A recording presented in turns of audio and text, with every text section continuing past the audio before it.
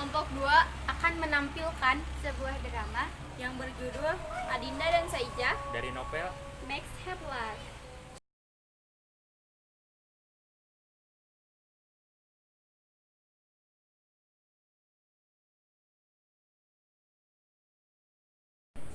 Periode tanam paksa yang digulirkan sejak tahun 1830 mencekik rakyat Banten. Penderitaan rakyat Banten ditambah polah Adipati Lebak dan Demang Parangkujang sungguh memuakan. Para petani dibebani pajak tinggi serta dirampas ternak dan hasil buminya. Para penguasa yang membuat hukum atas aturan mereka sendiri, dan para birokrat pribumi yang menjadi kuku kekuasaan kolonial Belanda. Lewat para penguasa pribumi, kolonial Belanda menjalankan kekuasaan di tanah jajahannya itu. Matahari menjelang tenggelam di desa Parangkujang. Kelihatan Saijah, Antari, Namimah, dan Marlina sedang duduk di jalanan pinggir hutan yang pohonnya sudah banyak ditebang. Beberapa saat hening, kemudian Saijah mengeluh dan berkata, 15 tahun bukan waktu yang sebentar. Berat sekali disuruh pindah meninggalkan tanah. Kalian kan ngerti ini, tidak ada anak petani yang meninggalkan tanah tempat dia dilahirkan. Dan kalau dia dipaksa pergi juga, adakah orang yang rela begitu saja memberikan tanahnya? tapi kan masih banyak tempat lain yang bisa dikerjakan sebagai tani. Tapi siapa yang menjamin bahwa itu akan dikerjakan? Tapi Pak Yumo dengan keluarganya malah pindah ke tempat sebelah itu. Ya, dia baru datang ke sini, Mar. Lalu mengapa dia kemari? Aku sendiri tidak tahu. Menurut orang tempatnya, dulu dia tidak punya apa-apa. Sekarang dia malah punya kebun sendiri. Dia usaha sendiri barangkali. Kalau betul dia usaha sendiri, tentu hidupnya enak dan tenang. Saat dia mau pindah, kalau begitu dari mana? Memang tidak ada yang tahu. Tapi setelah Pak Kliwon pergi, kawan-kawannya pun ikut pergi. Dan Kanjeng Bupati memberi salam kepada Pak Kliwon. Pak Kliwon perginya dengan gembira. Tetapi kawan-kawannya tak gembira seperti Pak Kliwon. Kalau begitu, nanti sekali Pak Kliwon. Untuk sampai nanti darahnya jadi kering. Kenapa sampai darahnya, Nang? Sekarang dia punya kerbau, dia enak. Tapi siapa yang menjamin bahwa para penguasa itu akan terus membiarkan dia tinggal di atas tanah yang ia diami sekarang, dan dia boleh terus punya kerbau? Bupati yang kasih tanah. Nah, Kanjeng Bupati yang kuasai semua. Sejarah lama akan terulang. Seperti bapakku dulu, dia juga disuruh pindah, tapi dia ingkar. Dan apa yang terjadi kau tahu? Si hitam kerbauku hilang. Si hitam yang telah menyelamatkanku dari bahaya maut. Kau tahu bagaimana hebatnya si hitam berkelahi? Perut harimau dia makan. Dengan tanduknya terburai keluar ususnya. Kepalanya luka. Kalian bayangkan betapa sedihnya hatiku ketika si hitam ditarik keluar, dipaksa, dan seakan-akan dia mengerti tidak ingin berpisah dengan. Bapak tentu juga sedih. Dia yang mengobati si hitam dengan daun. Manusia kan mesti tahu balas guna, sedangkan hewan juga tahu balas guna. Cuman saja manusia bisa lupa kalau ia sedang senang. Masa dia boleh begitu? Apa boleh saya mengambil kerbau orang? Kau terlalu lurus, Antari. Memang tidak hak seorang untuk mengambil hak orang lain, kecuali orang itu berkuasa. Dia dapat berbuat sehendaknya karena segala kekuasaan ada di tangannya. Lebih dari kerbau dapat diambil nyawa sekalipun. Siapa yang mengambil kerbaumu dulu, ya? Siapa lagi kalau bukan yang berkuasa? Ya, siapa yang berkuasa? Masa kau tidak tahu? Coba aku mau tanya, siapa yang berkuasa atas tanah yang kau tinggali? Siapa yang meminta pajak pada ayah? Kepala desa. Jadi kepala desa yang mengambilnya? Dia tentu tidak. Dia hanya menjalankan perintah. Perintah siapa? Perintah atasannya, Tuan Camat. Dan Tuan Camat menjalankan perintah atasannya, Tuan Mudana. Kemudian, ya pada akhirnya kan kalian tahu juga bahwa perintah itu datang dari orang-orang yang berkuasa di Lebak ini. Itulah Kanjeng Bupati. Bupati, masa ada Tuan Residen yang lebih tinggi, dia tidak bisa bikin apa-apa. Tuan Residen mana maksudmu, Mar? Kita ada Tuan Residen. Oh itu, Tuan Residen ya? Dia juga orang atasan. Dia tidak punya kuasa apa-apa kelihatannya. Aku masih ingat betul mula-mula ia datang ke sini. Dia berpidato.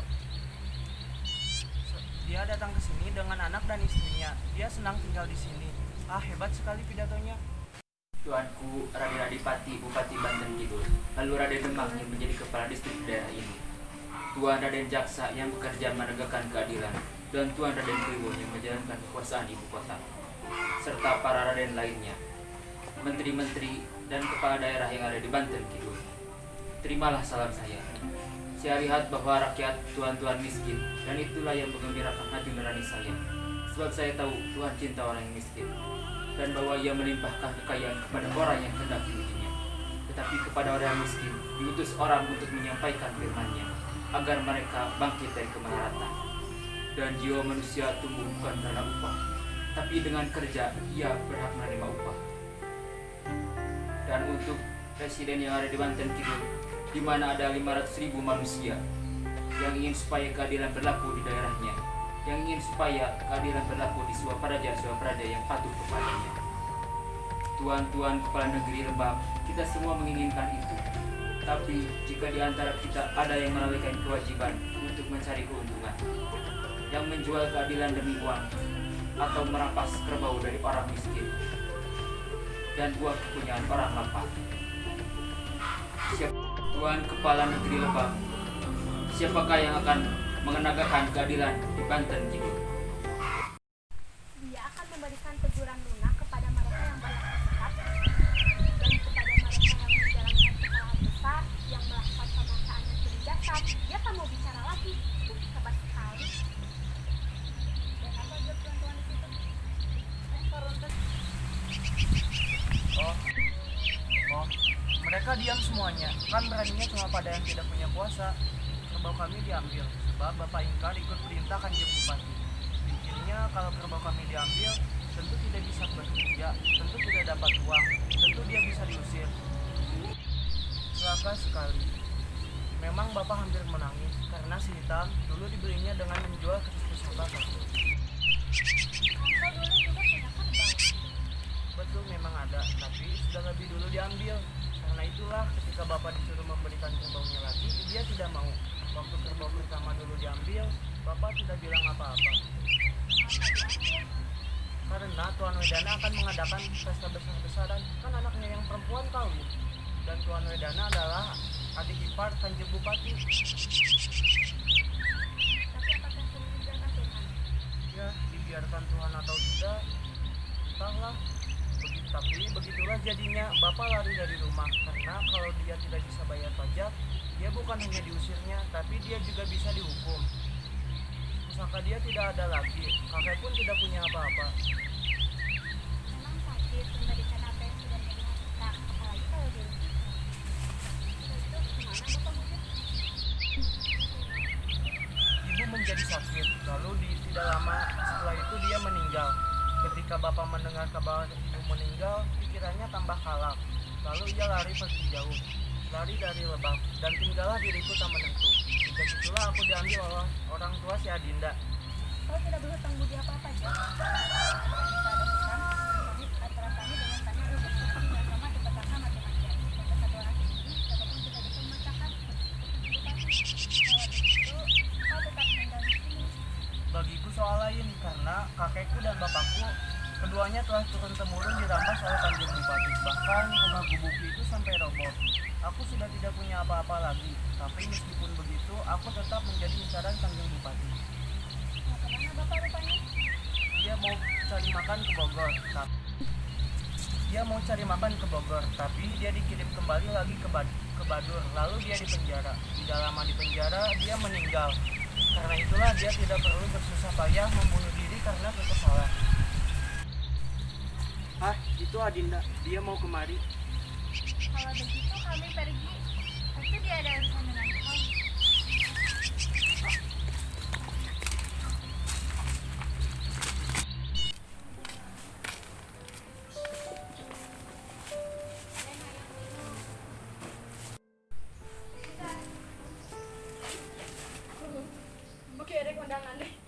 Kau lewat dari tempat kami tinggal dulu, Adinda.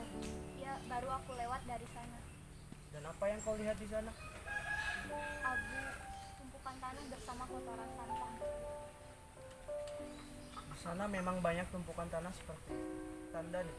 Karena itulah aku ingin pergi. Aku tidak ingin kau dan bapakmu mengalami hal macam-macam karena aku. Semoga kau dan bapakmu selamat, Adinda.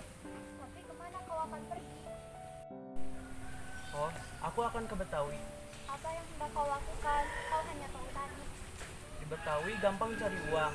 Di kota tentunya banyak tuan-tuan, dan tentunya tuan-tuan bisa menyuruhku untuk menjaga bendinya. Karena menjaga bendi membutuhkan pemuda sepertiku.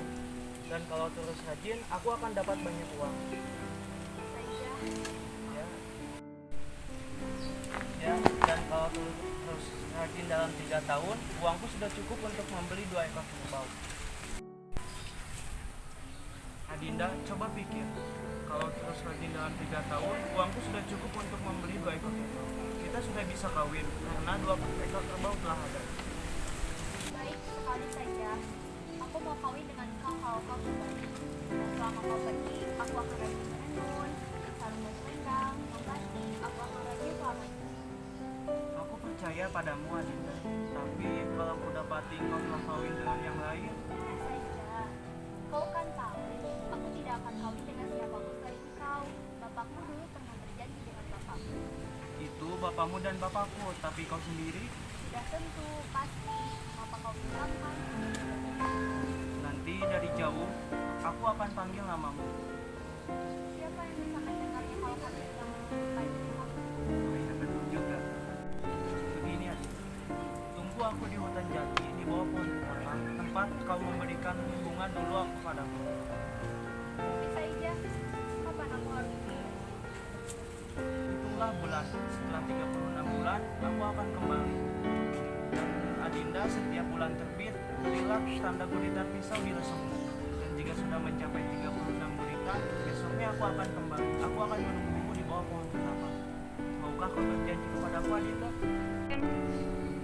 Saja, dan jika kau kembali, aku akan menunggu di bawah pohon ketapang sebagai perjanjian.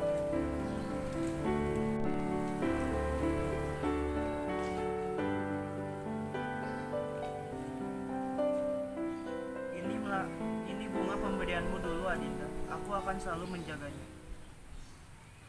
36 kemudian, pada Saijah duduk dengan perasaan gelisah dan tidak sabar menuju jalan ke Badur, dekat hutan jati.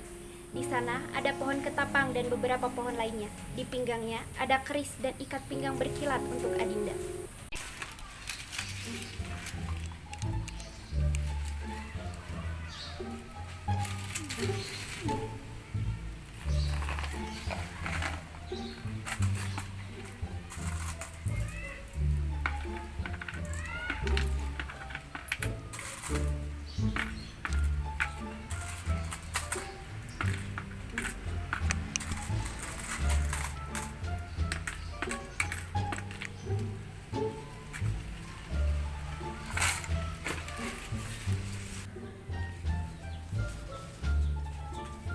Di sanalah Badur.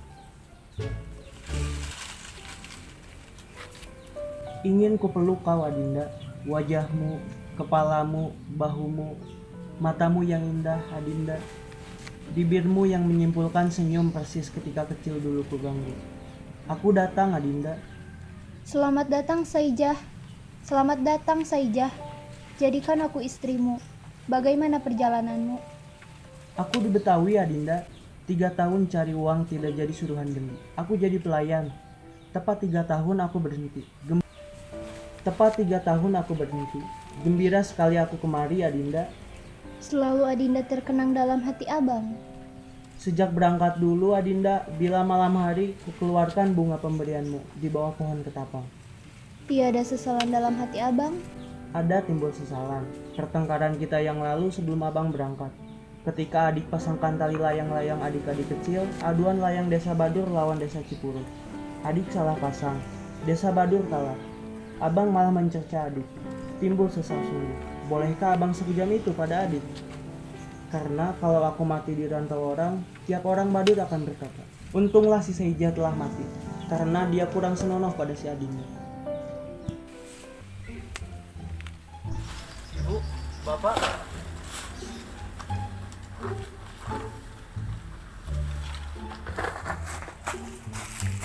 mengapa aku ke Badur? Bukankah lebih baik ku tunggu Adinda di sini?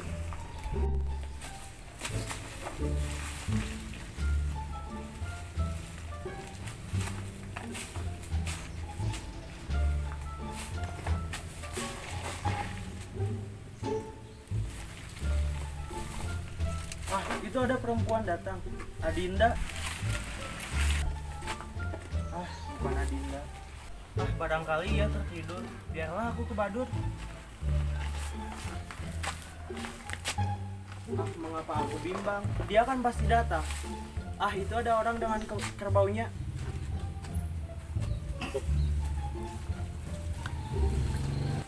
Pak, Pak, Pak. Ah, tidak kedengaran. Biarlah aku menunggu. Tapi kalau Adinda sakit atau mati,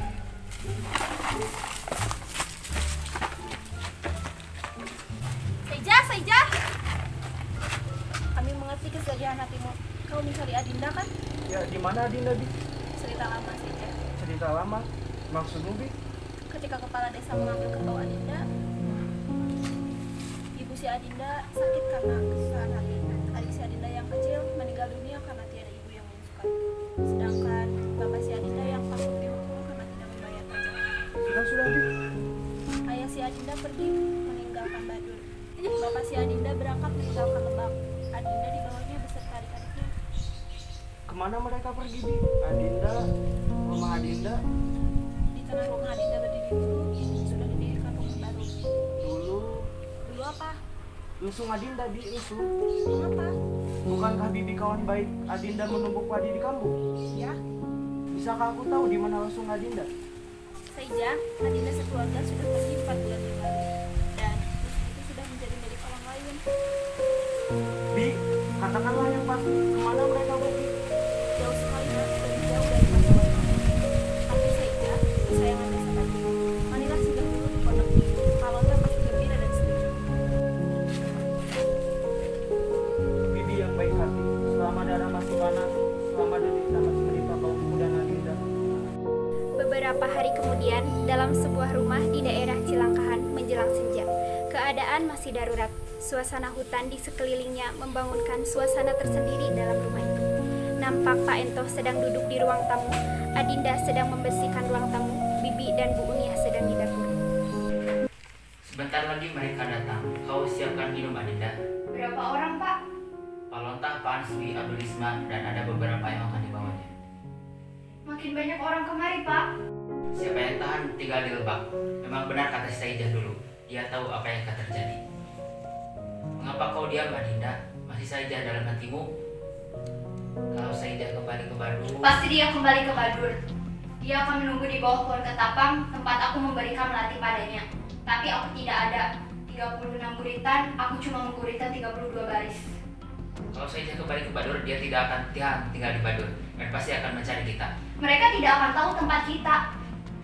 Dia sendiri tentu tidak, tapi orang Badur yang tidak sanggup membayar pajak, yang kerbaunya dirampas, akan mengikuti jalan yang kita tempuh. Di sini kita bisa berkumpul kembali. Meskipun kalau mereka tidak kedapatan dengan serdadu patroli. Sampai sekarang belum, entah kalau ada yang berkhianat. Mudah-mudahan saja mereka selamat.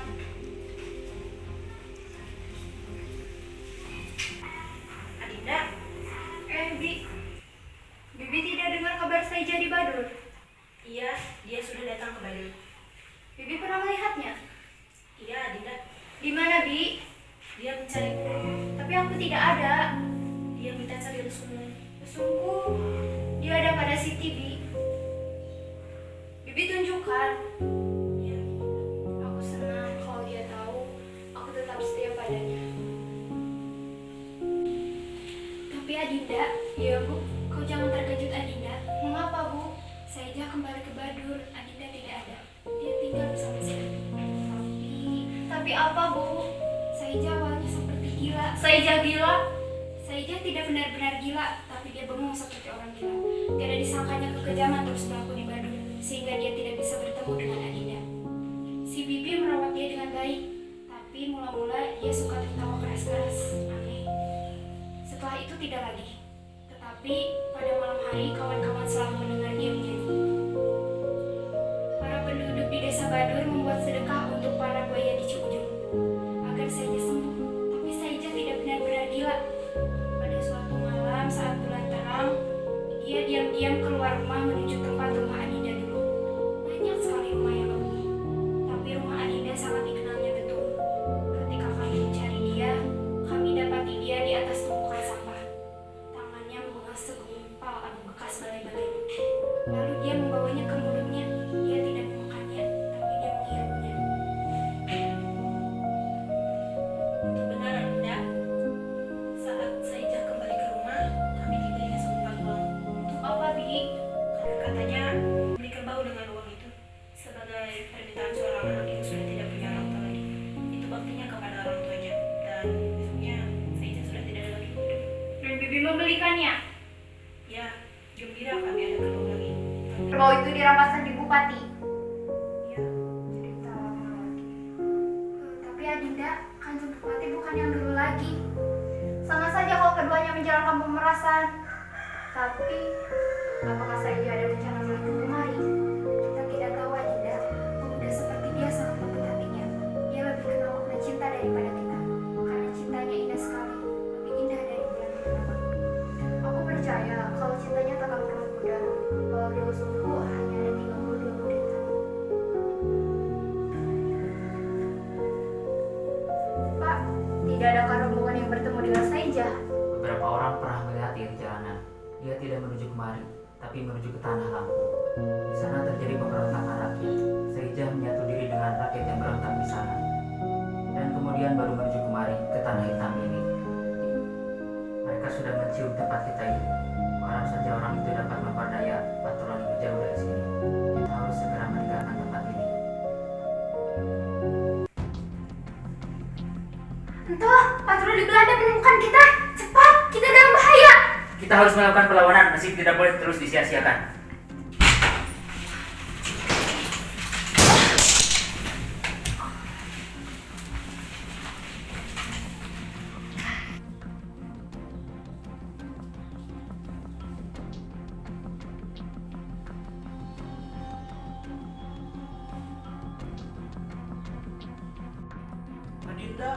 Adinda, sudah kusangka kau ada di sini.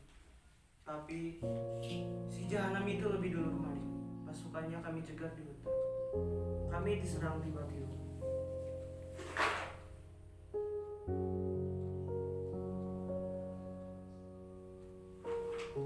Ini cindera mata dari kota. Adinda, tak sempat kulihat kau memakai ini. Kerbau tak jadi kubeli karena kerbau akan diambil oleh Kanjeng Bupati. Bapak, beginilah jadinya. Semua mendapat giliran. Dirampas, kerbau diambil. Pada akhirnya jiwa mereka lah yang akan dijamin. Ya Adinda. Kau melihat berasku di Badut. Ya Adinda. Cuma 32 buritan. Tidak sampai 36 buritan. 3 bulan baru tiba. Tapi aku tetap setia padamu untuk kita semua. Adinda, kita setia semuanya. Antara petani dengan petani tidak boleh ada pengkhianatan. Biarlah Adinda, nasib kita tidak bisa dipisahkan. Nasib tani satu, hati tani satu. Mereka bisa membunuh manusia, tapi mereka tidak bisa membunuh hati tani rakyat.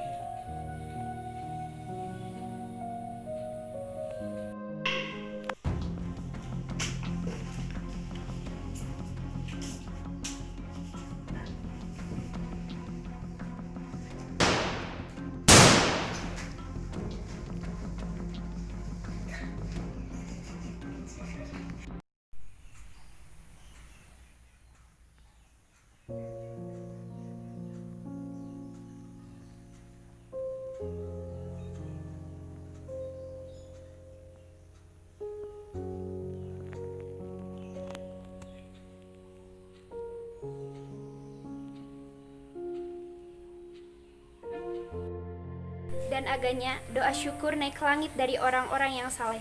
Doa syukur bahwa mereka tidak akan merasakan penderitaan duniawi lagi.